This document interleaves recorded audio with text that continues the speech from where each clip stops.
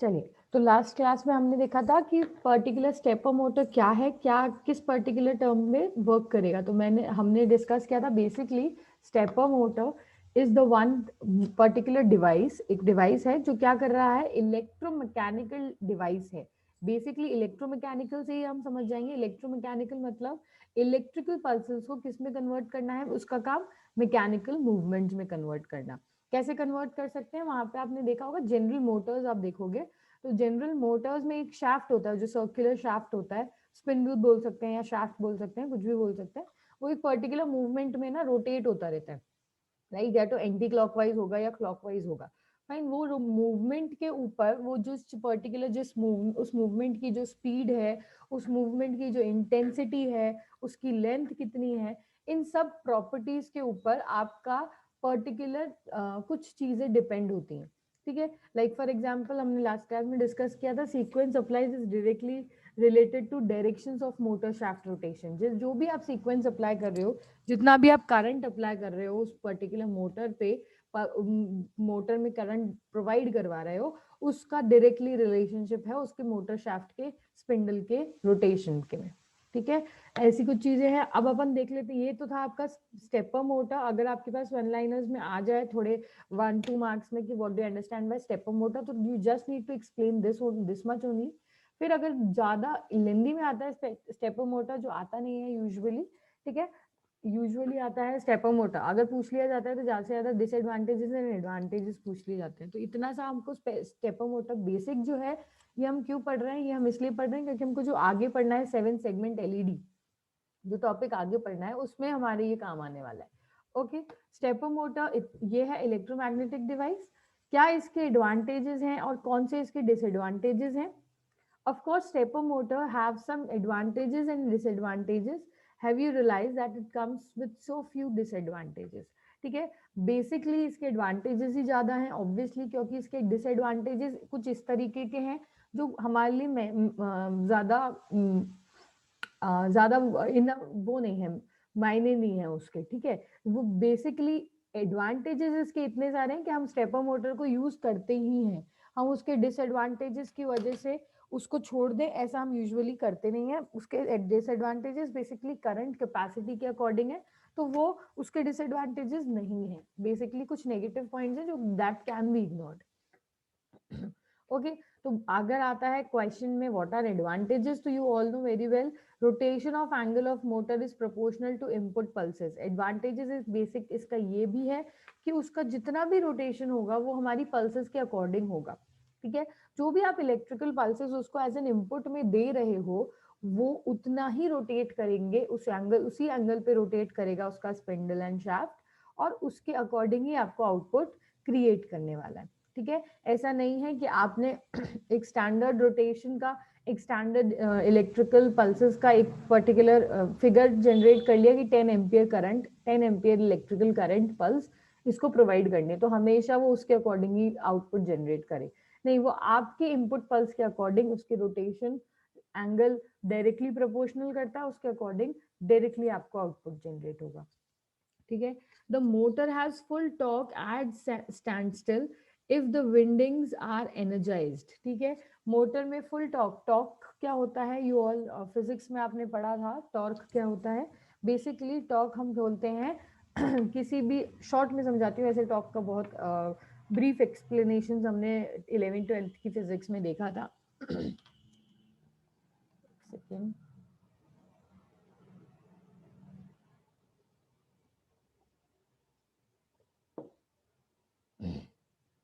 Sorry, yes, तो physics में देखा था हमने टॉर्क क्या होता है। अगर टॉर्क को हम जनरल समझे तो जो सर्कुलर मूवमेंट्स होते हैं, ठीक है, सर्कुलर मूवमेंट्स के लिए जो रिस्पॉन्सिबल होती है, जो एनर्जी जो रिस्पॉन्सिबल होती है जिसकी वजह से एक सर्कुलर मूवमेंट जनरेट होता है, उसको हम बोलते हैं टॉर्क।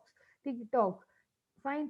आपको बेसिकली ग्रेविटी है, ठीक है, ग्रेविटी आपके नीचे की तरफ अट्रैक्ट कर रही है किसी भी चीज को, ये हम सबको पता है। ऐसे ही कोई सर्कुलर मूवमेंट हो रहा है, तो ये जो डायरेक्शन चेंज हो रहे हैं टाइम टू टाइम, फाइन, इस पर्टिकुलर डायरेक्शन, ये जो डायरेक्शन चेंज हो रहे हैं हर टाइम टू टाइम, हर पर्टिकुलर मूवमेंट में,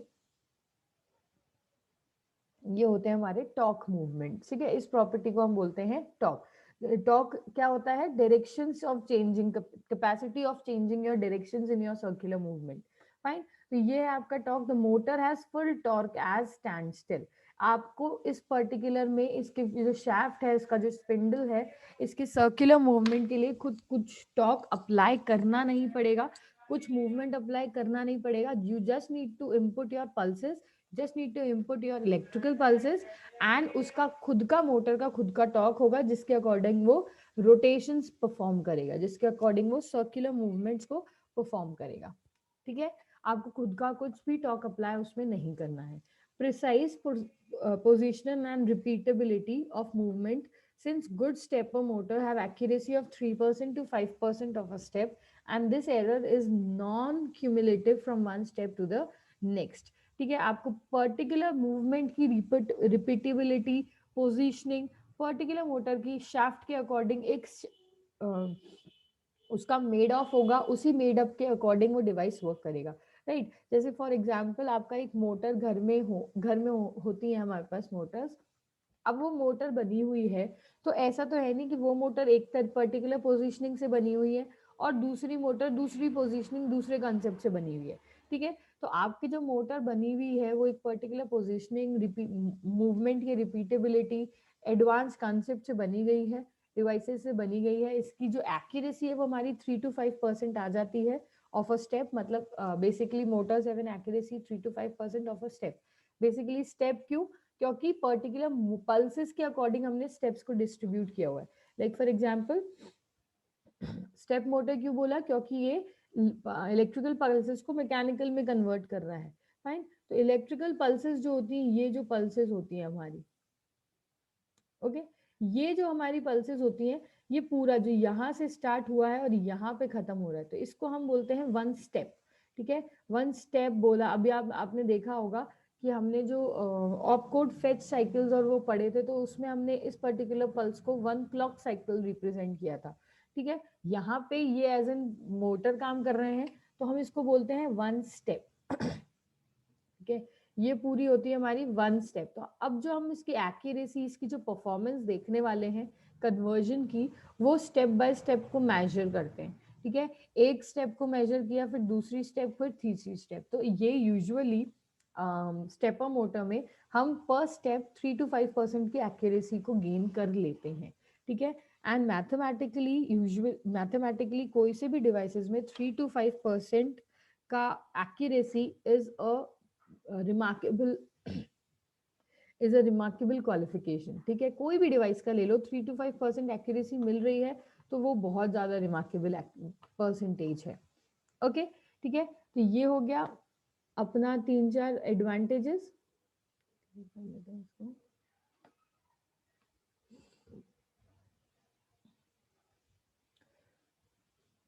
next, excellent response to starting, stopping and reversing. ठीक है, आपकी कोई भी मोटर्स है, उसको स्टार्ट करने के लिए, स्टॉप करने के लिए, या उसकी एक्शंस को रिवर्स करने के लिए you need not to wait for a specific time. ठीक है, आपके बहुत ही एक्सेलेंट, आपने देखा होगा, just you need to put on your switch और मोटर स्टार्ट हो जाएगी। स्विच ऑफ करो, मोटर बंद हो जाएगी। उसमें कोई रिवर्सिंग एक्शन परफॉर्म करना है, आपके ऑटोमेटिकली एक बटन आएगा, उसके अकॉर्डिंग वो ऑटोमेटिकली एक्शंस परफॉर्म हो जाएगा।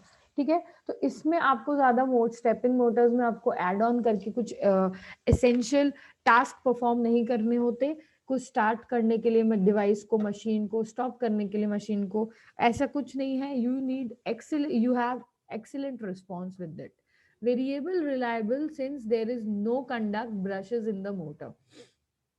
Very reliable, since there is no contact brushes in the motor, therefore the life of the motor is simply dependent on the life of bearing।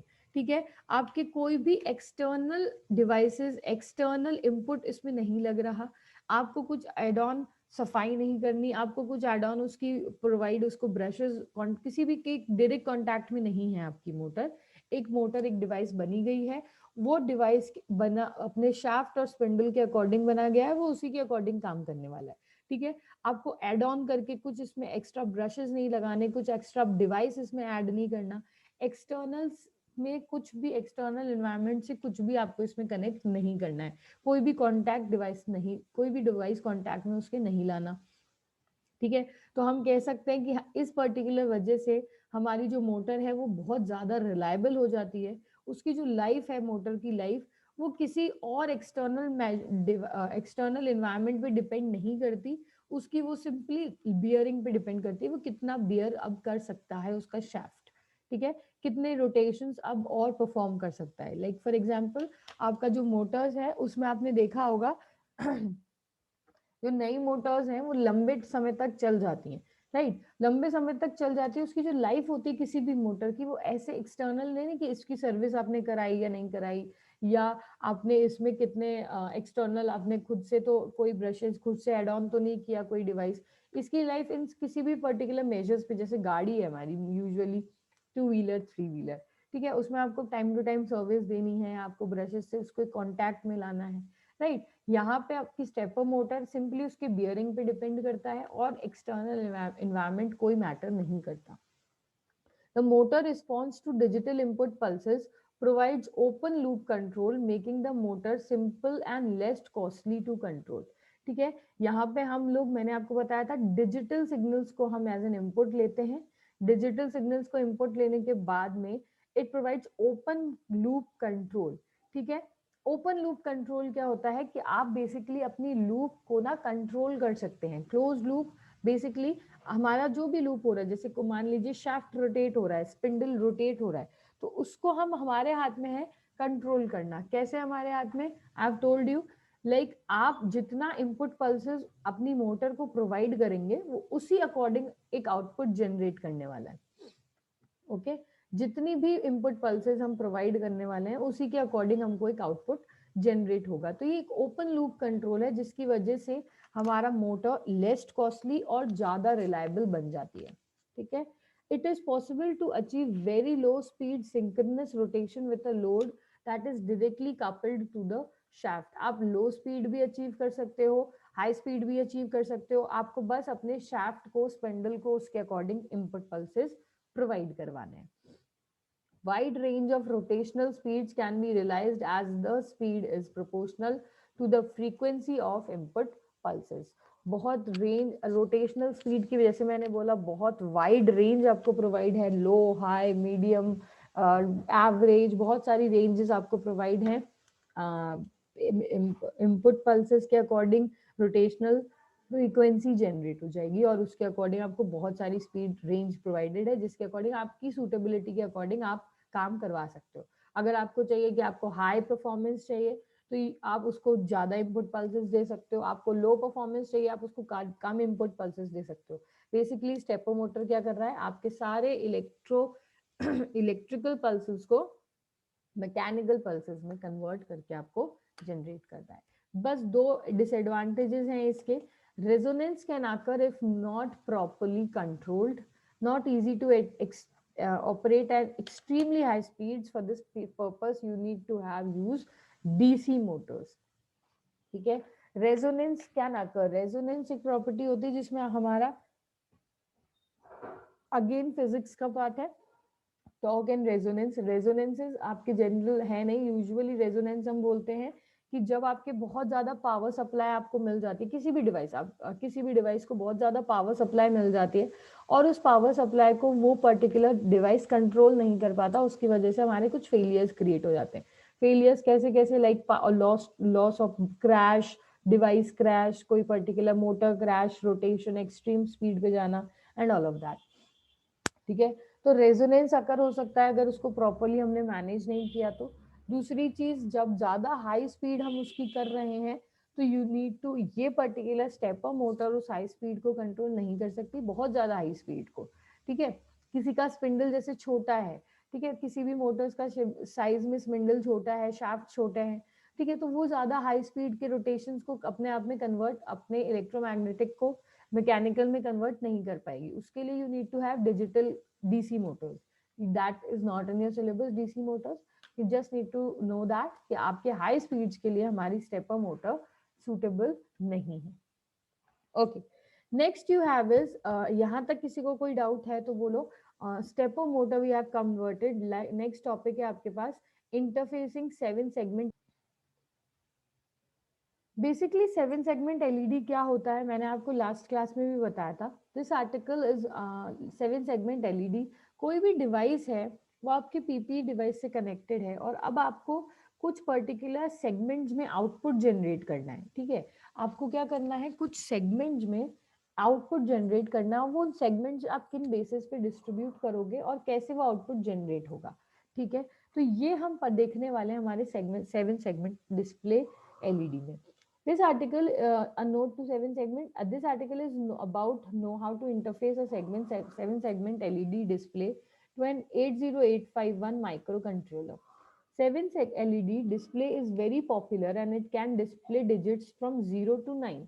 ठीक है, and quite a few characters like A, B, C, H, E, F, N, O, T, U, Y, etc. कुछ कुछ characters हैं जो display करवा सकते हैं हमें 7 सेगमेंट एलईडी से, और हम जो नंबर्स हैं वो हमारे डिस्प्ले हो सकते हैं 0 से लेकर 9 तक।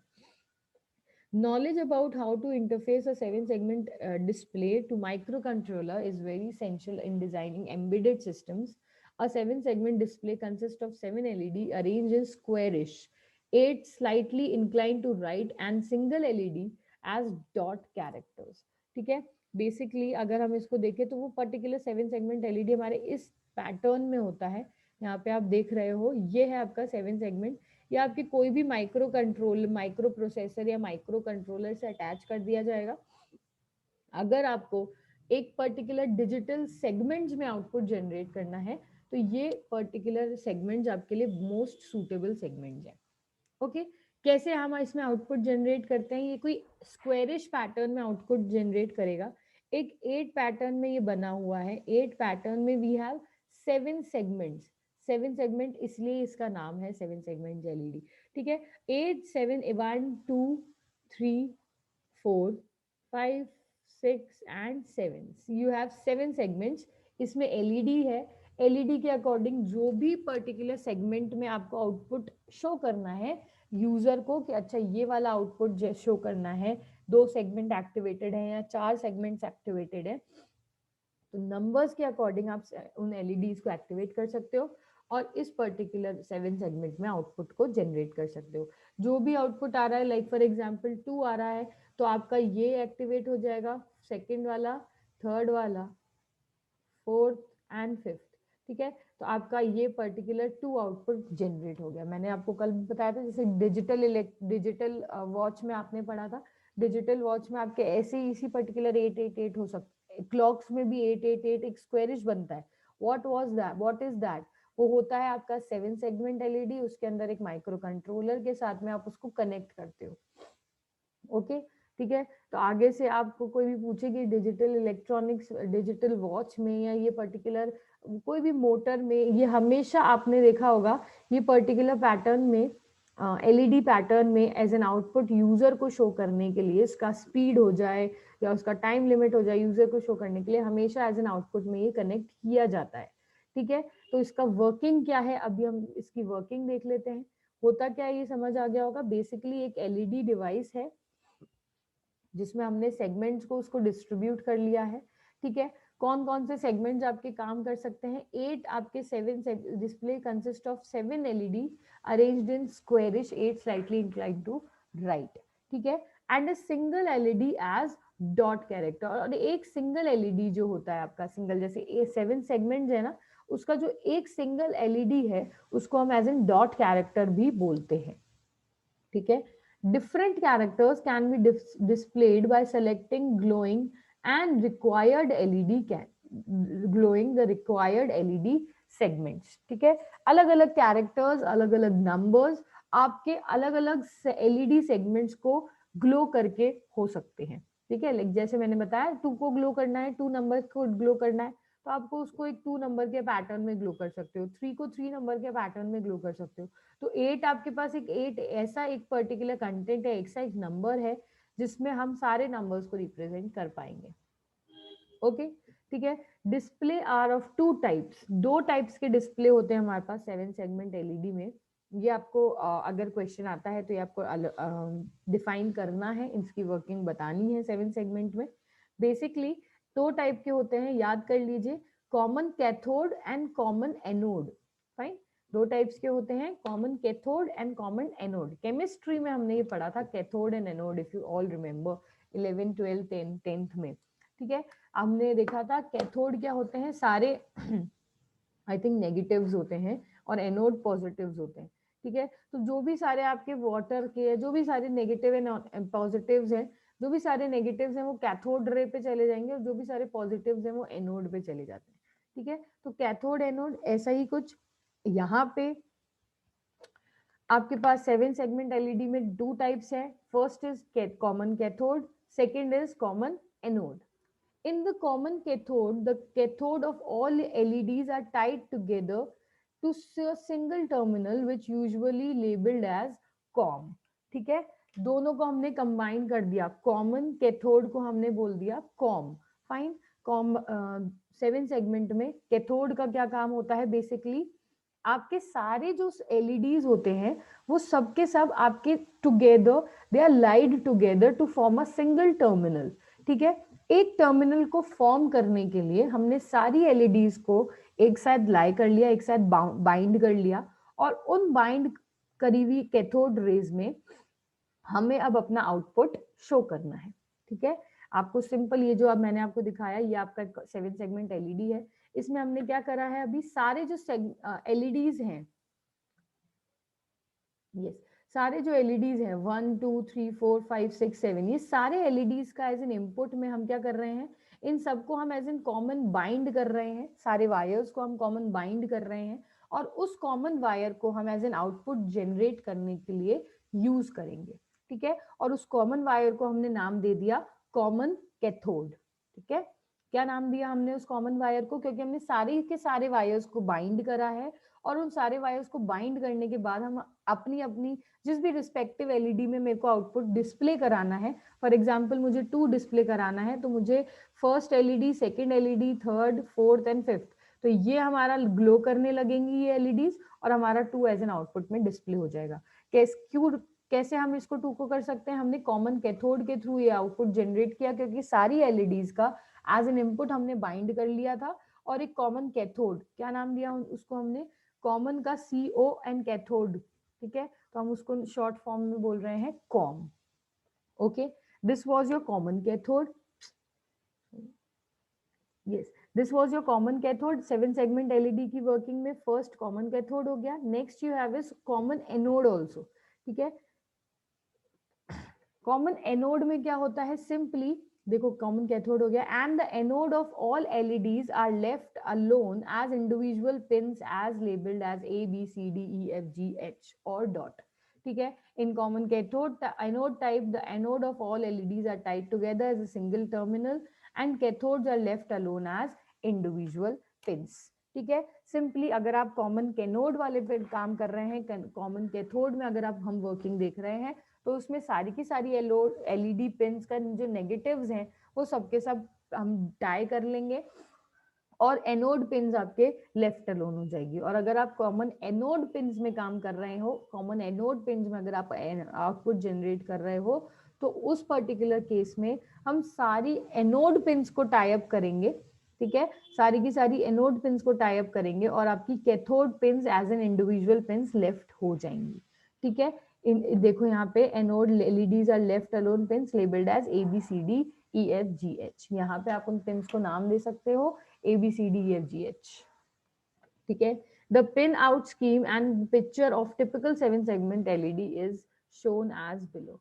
फाइन, ये आपका एक पर्टिकुलर 7 सेगमेंट एलईडी डायग्राम है, जिसको आप पर्टिकुलर रिप्रेजेंट कर सकते हो। हमने इसका रिप्रेजेंटेशन कुछ इस तरीके से दिया है, 5 अबव 5 नीचे। यहाँ पे ये डिटेल्ड में आपकी वर्किंग नहीं है, you just need to understand 7 segment LED क्या होती है, और उसके कॉमन कैथोड और कॉमन एनोड्स, दो टाइप्स में हमने उसके वर्किंग को डिस्ट्रीब्यूट किया, और किस तरीके से वो काम करेगा। ओके, ठीक है। एक होता है drive digit drive patterns,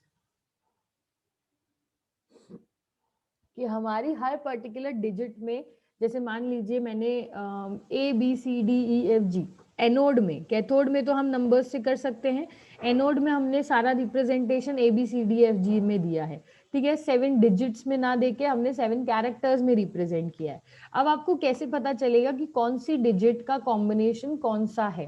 fine, you have 7 terminal, you have 7 LEDs terminal, cathode terminals, और उसको बाइंड करके आपको एक कोई डिजिट को रिप्रेजेंट करना है। ठीक है, जैसे मान लीजिए मेरे को पर्टिकुलर कैनोड में,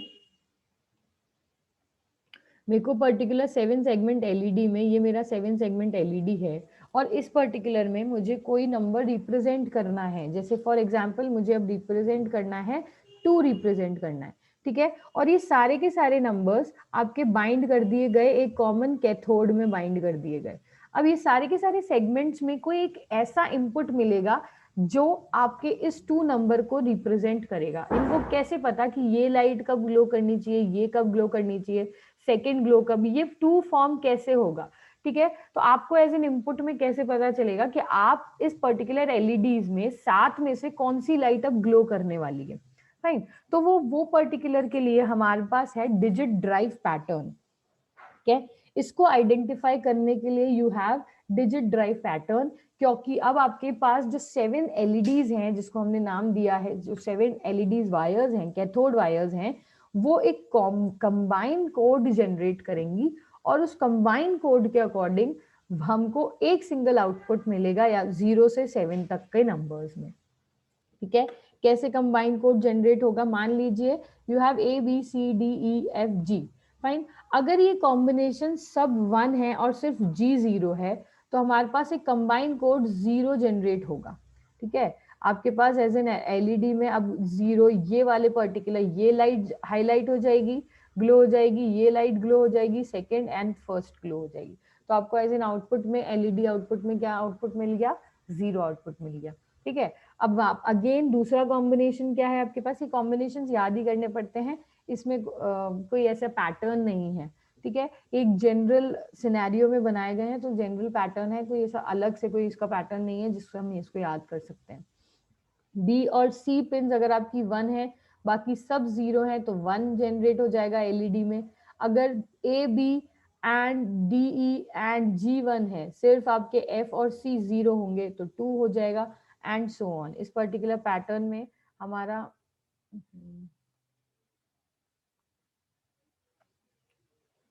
इस पर्टिकुलर पैटर्न में हमारे 0 से लेकर 6 तक के नंबर आपके डिराइव हो सकते हैं। ठीक है, नेक्स्ट क्लास में we will be talking about it advantages and disadvantages.